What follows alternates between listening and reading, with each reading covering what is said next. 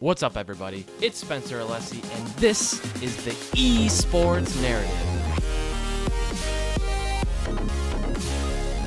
What's up, everybody? This is episode 25 of the Esports Narrative. I am your host, Spencer Alessi, and I am joined tonight with Tristan Bunyard, who is at GoTristan with just an N on the end, and he is the president at UBC Esports Association. And Tristan, welcome to the show. Happy to have you here tonight, and thanks for taking some time out to talk with us. Yeah, thanks, Spencer, for having me on your show. I'm really excited to talk today. Awesome. Well, first, I'd like to just hear from you kind of what your origin story is and how you got started in esports, like what interests you in esports or video games, and tell us a little bit about how you came to be president of the UBC Esports Association. All right. Yeah, definitely. I guess so basically I'm in my fourth year of university now. So I'll basically run you through my my experiences as a first year student and then just slowly and gradually working my way up to where I am now. So basically back in around high school to first year of university, I was really just focused around the idea of competing, playing League of Legends competitively and sort of climbing the ladder, like similar to everyone else back in the day. I'm sure like everyone wanted to sort of like either play pro or play collegiate, and that's where I first really got into esports and League of Legends. So League of Legends was my first ever esports game that I got super heavily invested in. Like, sure I did run like a few small tournaments on the side for my friends, but nothing big. So as soon as I joined UBC, I looked up the different types of clubs they had, and one of them that caught my eye instantly was the UBC Esports Association. But the interesting thing is back then I had no idea that UBC was actually this good at like their League of Legends team. Like I was like super surprised after like I went up and talked to them that they had like such a strong record, I guess. And I was like, oh my god, like I just stumbled on something like super amazing. And so basically in my first year, I asked them like, can I boot for you guys? Or like, try and like get to know the people and run events, because my major is business, and that's something I want to do on the side as well, is sort of like run events, deal with marketing, and basically engaging with people. So back in my first year, I played on the Division II League of Legends team. And while I was doing that, I also volunteered at events to either help manage lines or help set up, sort of that stuff. And that's basically where my first year was, just basically focusing on league and focusing on helping out at events. So moving on to my second year, at this point, I was sort of deciding at the same time what my specialization would be in university. And so I think I ended up choosing marketing. So I thought, sort of, how can I use my degree or like my specific skills from my degree into helping the club grow? And luckily enough, they took me in as a external coordinator. And what that was sort of coordinating with sponsors, figuring out what they needed and what I could provide. At the time, I was still working under our VP of External Relations, so he was sort of mentoring me and guiding me along the process of helping sponsors and sort of helping develop the club in that sense. And then moving on to around third year, at this point, I realized like people at UBC are way too good at League of Legends, and there's like no way I could compete on the Division I team. So I decided to make the switch over to Counter-Strike. And that's what I've been playing till today. And so, luckily enough, I've had a little bit of an FPS background before coming to university. So, like, I was lucky enough to be good enough to play on the team for 1 year, and so that's basically where I really found like my passion for esports, not only in competing but sort of running events. And so, around my third year at the time, our VP external became our president. And so the position was open, and I was like, well, it's something I'm really passionate about. And it's really amazing working with like different sponsors and seeing like how they want to help support us. And so I was like, yeah, all right, I'll definitely do this job. And so that's third year working with sponsors, bringing in new ones as well, and seeing like different opportunities we can bring to students. And then just this April and May, we had our elections for the positions this year, and I ran my campaign for president, and luckily I was elected, and here I am today, helping with not only basically UBC Esports, but also speaking at different conferences over the summer. For example, Biz Esports. I got invited to the TESPA summer retreat, where I was able to talk to other collegiate leaders and sort of engage with them on the side and basically give my insight into what collegiate is in 2017 and what we will hopefully see in 2018. And so, yeah, that's basically where I am today. Awesome. Now, what was it like at that summit talking with other industry leaders? So the TESPA Summer Retreat, for those of you who do not know, TESPA is basically the collegiate division, I guess, of Blizzard. And they've run their own tournaments in the past. So the biggest example would be Heroes of the Dorm. And so they sort of hosted a summer retreat, inviting a bunch of collegiate leaders to sort of get to know each other, help each other out, and sort of give us a foundation and understanding in how to run our chapters better. And it was really interesting seeing like different ideas being thrown around because, I mean, we are definitely on the bigger side considering we have I think we have about maybe 6,000 likes on our Facebook now. And like, so we've been established for quite some time, but some of these organizations are really new. They're like, some of them only formed about a year ago, and it's really interesting to see like what they're struggling with and like how it could help them out and sort of give insight because like we've tackled similar situations in the past, and obviously if we want to push esports as a whole for collegiate, like we really need to help out like the smaller esports orgs that are sort of developing. Yeah, definitely.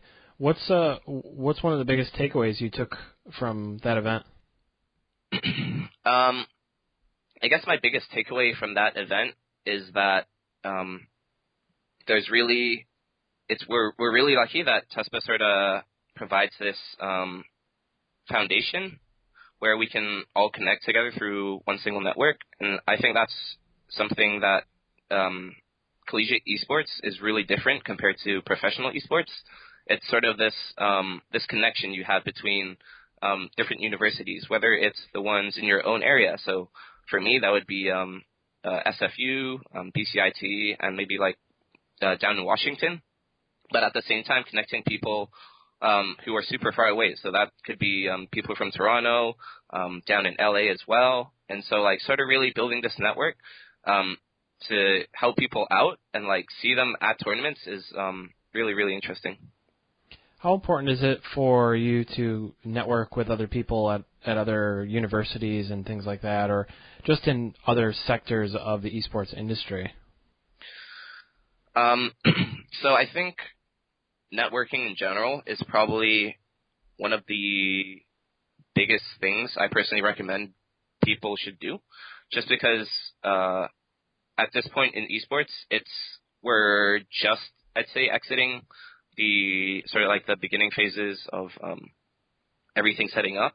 And so having these connections to help each other out or just get to know how you can like provide value or insight into different parts of the industry is really important, just because I guess the industry is, even though it seems really big and everyone's spread out, everyone in the community is actually so tight-knit. Like, if you talk to a few people, you'd be surprised at how many people like each other people know. For example, I talked with one of the other collegiate leaders from LA, and we basically had about 50, maybe not 50, like 30% of the same contacts in relation to sponsors and guest speakers as well. And so like it's really, really important to sort of network as well, because people are super open to helping each other out, and the community is so small and tight-knit right now that it's the best opportunity to get everyone together, I guess. Yeah, that sounds really awesome. Now, talking about collegiate esports for a minute, if you had to describe esports to someone, how do you go about explaining it to someone off the street?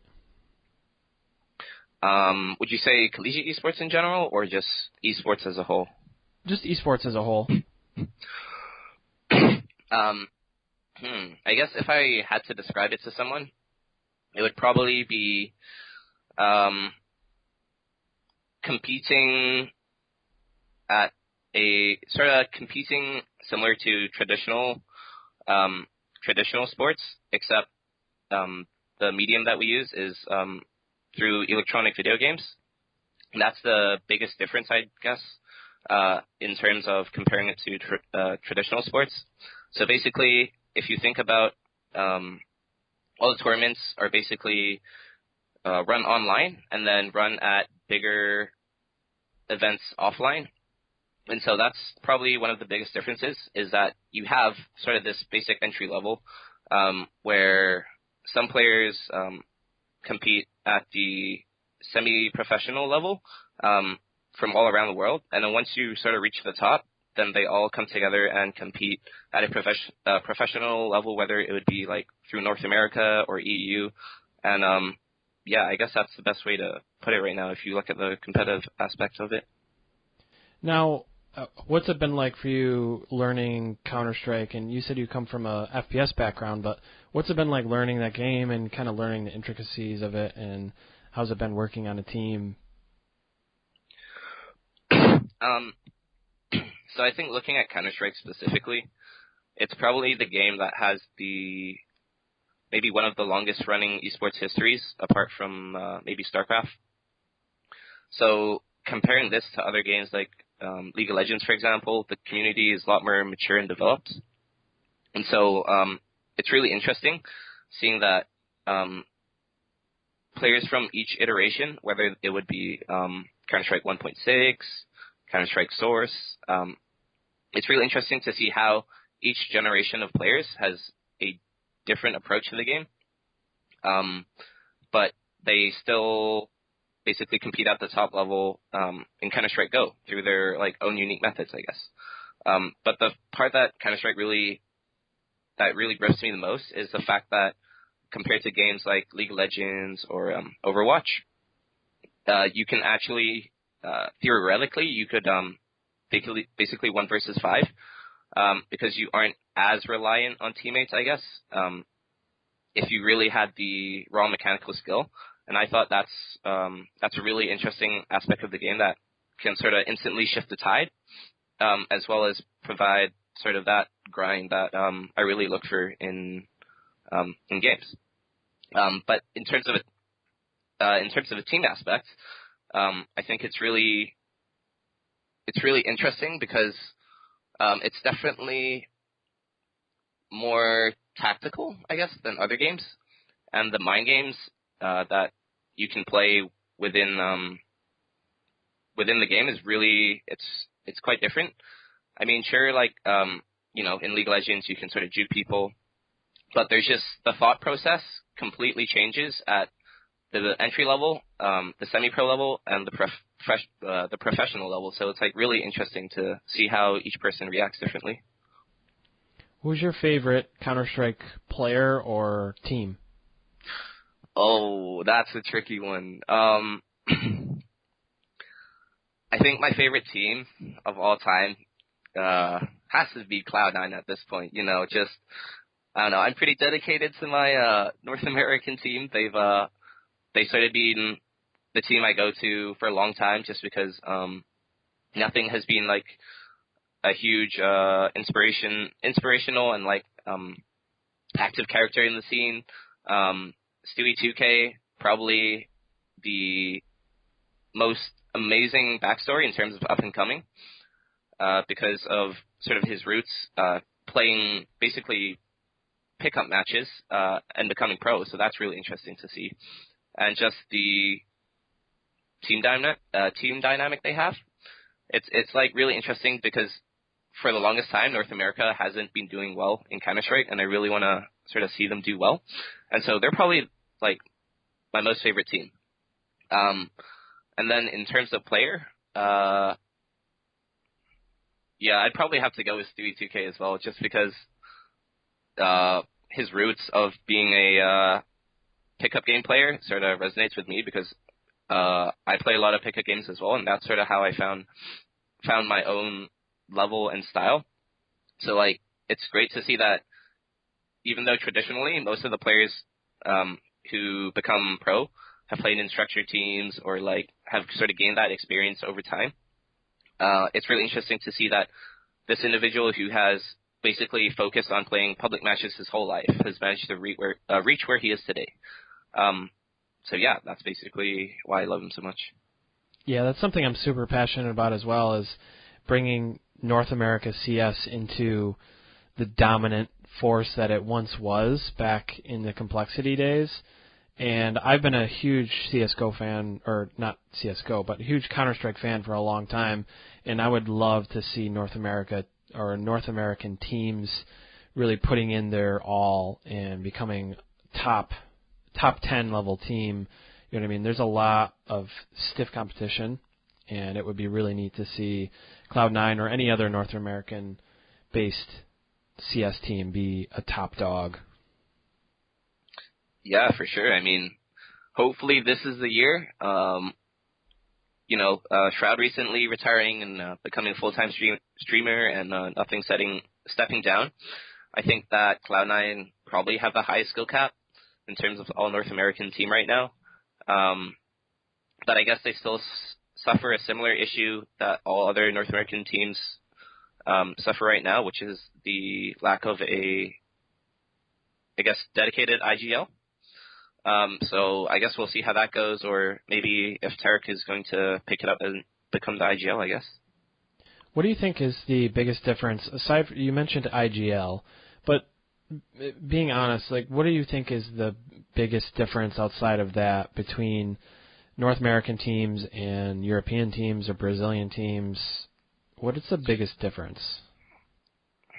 So apart from having, this is there's three parts to it, I guess. So the first part is being IGL, which loops into the second problem, which is, I guess, North America doesn't really want to either give fresh talent a try as much. Like, you can see a lot of the top players are often recycled onto different teams, because either they're not proven and stuff, and like teams don't want to work with them. And because of this has created the lack of value for IGLs, because everyone is so focused on like looking at the stats, like who has more kills or like who has impacted the most with their ADR, right? They definitely forego the tactical aspects and what an IGL brings to the table, because an IGL for the most part isn't the person who's going to hit all the headshots or get the highest number of kills. I mean, with the exception of maybe like Fallen at like the highest level. So I think that's probably one of the biggest problems as well. But the last problem is just the practice routines. If you look at EU, even Brazil, they've got their dedicated like practice hours. They put in the effort, whether it be with the team or through their personal grind. And NA has definitely been, I guess, more lacking that area. Whether it's because North America has like more streamers who want to put in like the time to either stream to their fan base or make more money, or they're just not as motivated as others to sort of go through dry runs of strategies and other stuff. So I think that's another factor that has held NA back for a while as well. Do you think that teams are maybe purposely not looking for talent outside of, like you mentioned, the established group of professional players? What do you think is the reason they're not looking outside of that? Outside of that talent pool. Yeah, I mean, it's really rough because, I I mean, there's been a few small examples, but this goes back to the NA mentality of being focused on sort of stat-driven, like, kills and stat-driven mindset, where, like, if an IGL, who traditionally, because you have to manage the team and strategy, right? It's a lot harder to focus on just fragging out and getting kills. That they normally don't have as many kills or like lower on the scoreboard, so that sort of impacts their motivation to sort of play that role. Because you think about it this way, right? If you only needed to focus on getting kills, then like this person could potentially be doing way better and getting like maybe 5 to 10 kills more a game, right? And probably more teams will notice that he's doing better in that sense and will pick him up. So, like, why bother becoming an IGL if no one appreciates the tactical mindset behind it, right? And I guess the one specific example was when Slammy was brought onto Cloud9 back in the day. So Slammy was a Premier level IGL for a team back then, and I guess that sort of test and experiment didn't work out quite well for Cloud9. They didn't end up improving dramatically, and he wasn't able to, I guess, compete at the same level. And so that might have caused people to shy away from the idea as well. Yeah. Now, transitioning a little bit back to yourself, I'm curious to know what you think is your most highlighted moment so far in your career as president, or in your collegiate career of esports. Like, what's been the most exciting moment for you, or your most proud moment? Oh, God, that's a hard one. I think from a competitive standpoint, it was definitely back when Collegiate Coliseum, which was a TESPA tournament back then, we managed to make it to the top four. To the top four, and basically they flew us down to LA, and that was my first ever experience traveling to a different place to play sort of like locally for the semifinals and finals. And I think like that experience of flying somewhere else to compete, meeting the people there was it was really eye-opening, you know?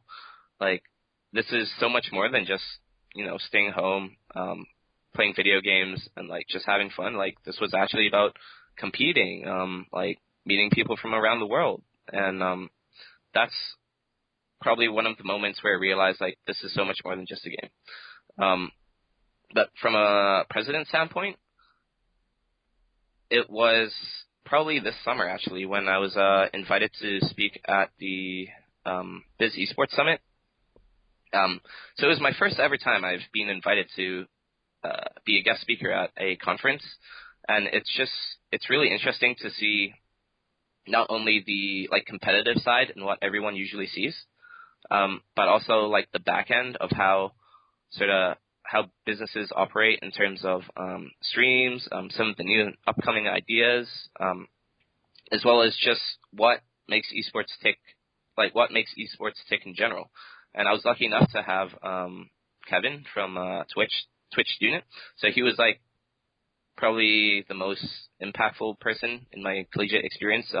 He really helped me to like show me like what esports could be in 5 to 10 years, I guess.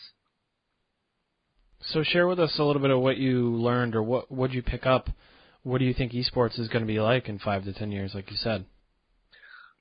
So I think for collegiate esports, first, I think this year is probably this and next year will probably be the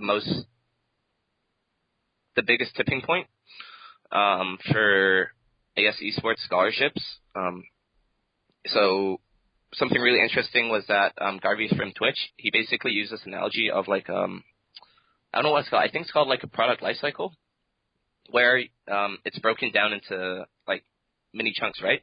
You have like the innovation phase, and then you have the early adopters phase, and then like the general market and like the late adopters, right? And so I think he was talking about how esports at this point is close to the 15 to 17% area for esports, and basically once you get past this percentage, or just past a little bit, it sort of dips into the mainstream, and you'll see it pick up a lot quicker. So with that, we currently have about, I think, 40 to 60 collegiate scholarship programs. And with that happening, probably in the next few years, you're going to see a huge growth in that sort of area, maybe even up to like 200 or 250. And so this is probably going to become a lot bigger, like more than just a niche in the collegiate space. It was really interesting that an article was recently released. I can't remember the source, but they said that more young people watch esports now than traditional sports in terms of viewing minutes. So we're definitely seeing a shift in like viewing experiences as well, and the interest. So hopefully collegiate picks up. And then in the esports landscape in general, some people have sort of argued that esports has either stopped growing as much or isn't growing as quickly as people imagine, just because games like League of Legends aren't pulling in as big numbers, or like Counter-Strike, which I don't think is actually that true, because the only reason it's not growing as fast is because League of Legends and Counter-Strike, these games have become so mature that like everyone has sort of figured out how to play it, right? And it's just, if you don't play it to the correct way, I guess, or you aren't able to compete at a top level, sort of that, like the players who sort of wanted to keep climbing up the ranks aren't as motivated, and they either drop out to play casually or they find something else to do, right?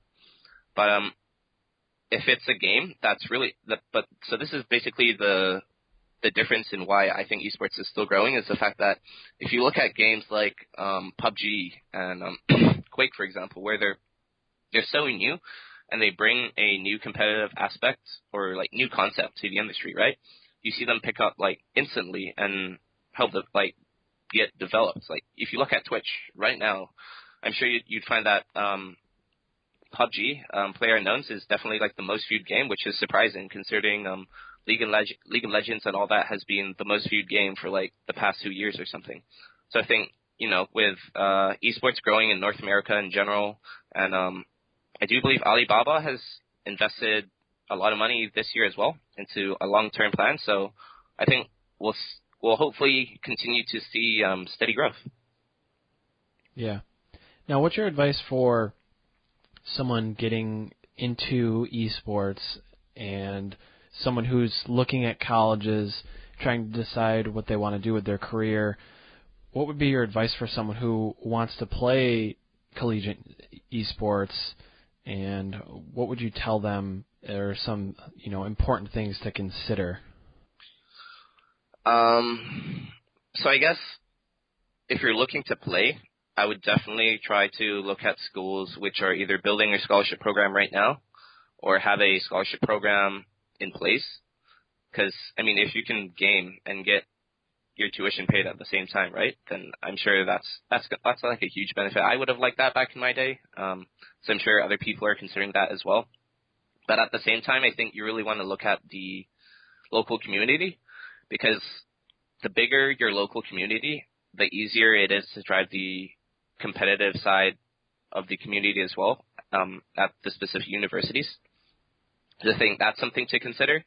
And lastly, like many people don't realize this or like forget about this, is that while you are competing in like your specific games, you do actually have to study as well. Like keeping like good grades and playing at the same time is like a lot tougher than most people think. And I know it's really good that like CSL and like all these other people have sort of like a minimum like GPA requirement for players before they can compete, because at the end of the day, you still need to focus on your studies, right?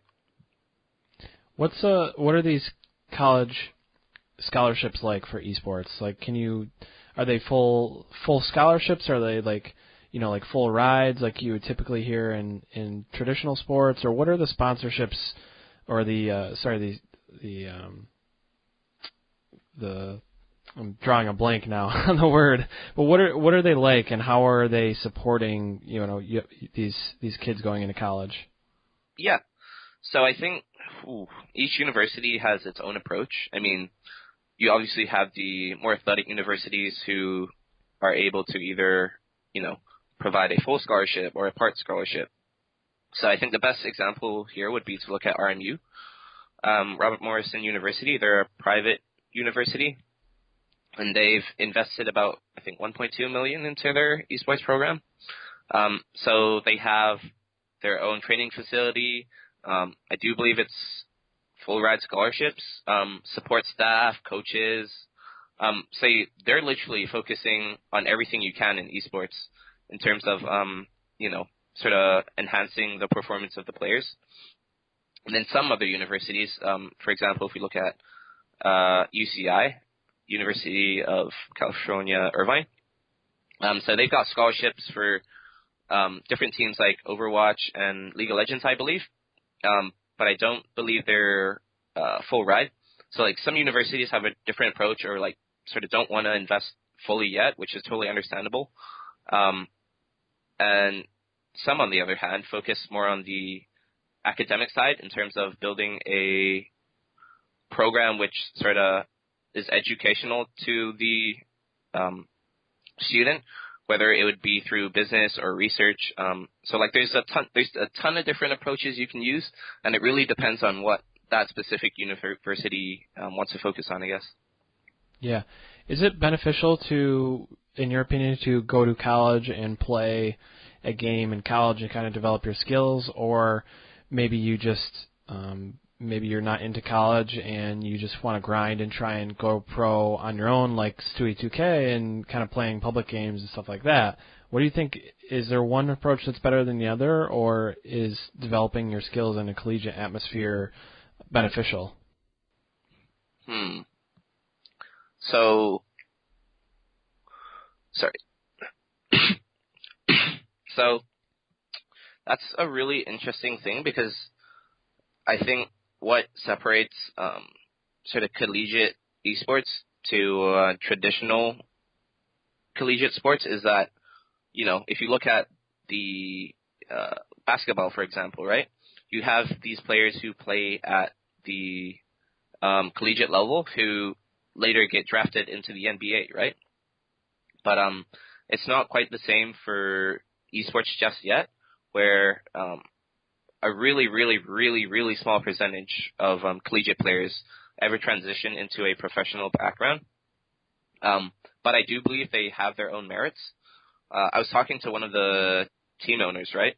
And they said that some of the reasons they recruit from university players is because while they're at university, right, not only are they playing, but they're sort of developing either social skills or other factors that aren't directly related to the game, which may help. So whether that would be like, learning how to talk to someone, or like sort of engaging in a better team environment. These are factors where like you sort of learn in university on the side, compared to just gaming. So like I think there's definitely advantages to both paths of whether you just want to focus on, going pro, like not doing university at all and going to university at the same time. But I think that, it's definitely really hard. What do you think the esports industry needs, or the collegiate esports industry needs, to continue to grow and be successful? Definitely provide better foundations. I think we're seeing that right now, especially with Twitch Student and TESPA as well. They're both, in their own way, developing a foundation to help collegiate organizations grow and build their scholarship programs. So Twitch Student sort of has this idea of integrating themselves into more than just about the viewing experience. It's about engaging the community as a whole, and sort of like driving that idea of it's more than just about games. And TESPA has also focused on trying to educate leaders on how to run their organizations better and sort of raising the bar, I guess, of collegiate esports. Because at the end of the day, if you focus on just raising the bigger collegiate esports orgs, right? Sure, you're going to have a few that stand out, but if you really want to push like the level of a scene, you really got to focus on like the lower, smaller orgs and bring the bar up from them so that everyone's at a decent level to sort of grow and compete, I guess. Yeah, that's awesome. Now, we'll close out the show just with you giving us kind of your thoughts or wisdom on the collegiate scene in general. You know, like if there's any thoughts you're thinking about for collegiate esports or how to make it better or how you're improving, you know, the esports program at UBC. You know, tell us a little bit about what you're working on if you're comfortable doing so and things that are coming down the pipeline. All right.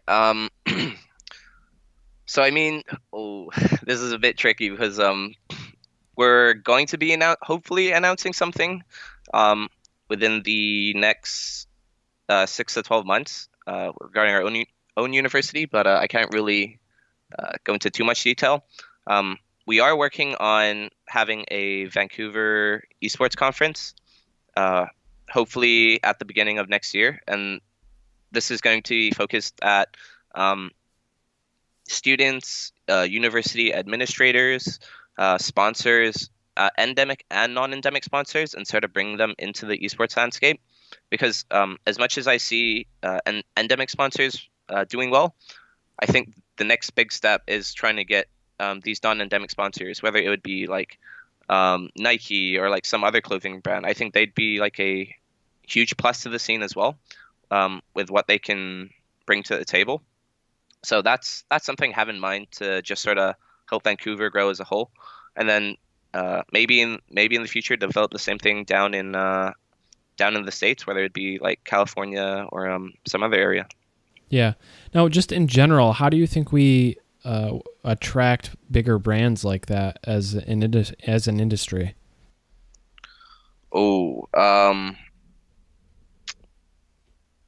That is that's a hard question. I guess like for me, it's a bit different because we've mainly worked with endemic brands, and we've only had our first non-endemic brand join us recently. That being a local internet provider, like wireless communications provider, I guess would be the best term. So I guess the problem is it's still really hard to measure the success of whether it be esports events or teams. And so providing helping to develop reliable KPIs where sponsors can like easily see where they're getting returns is something that I think we need to help develop the scene a bit more. Yeah. Awesome. Well, thanks for coming on the show. I really appreciate you taking some time, Tristan, and talking with me tonight. And I really enjoyed your perspective on esports and the collegiate scene and everything like that. And I really appreciate you coming on the show, and just share with everybody lastly where they can kind of connect with you or UBC on Twitter or, you know, on anywhere online. Yeah. So for UBC, you can follow us on our Facebook page or Twitter. It's just at UBC Esports. It's the same for our Facebook. And then if you have any questions for me or would like to get in contact about either developing something, you can reach me at my Twitter. It's GoTristan, so GoTristn, or just email me at tristan.bunyard@gmail.com. Awesome. Well, thanks for coming on the show, Tristan. I really appreciate it. And we'll have to have you on again sometime to talk more collegiate stuff and esports and maybe talk about the industry and business side more of it. And I really appreciate you coming on. Yeah, thanks for having me. Awesome. And with that, I just want to remind everyone that if this all goes as planned, this show is just the beginning. Thank you, listeners. I really appreciate you. If you enjoyed this episode, please leave me a rating on iTunes. I would love a 5-star, but if you think I deserve a 1, let me have it and tell me why. And tell me why. And tell me why. And tell me why. And tell me why.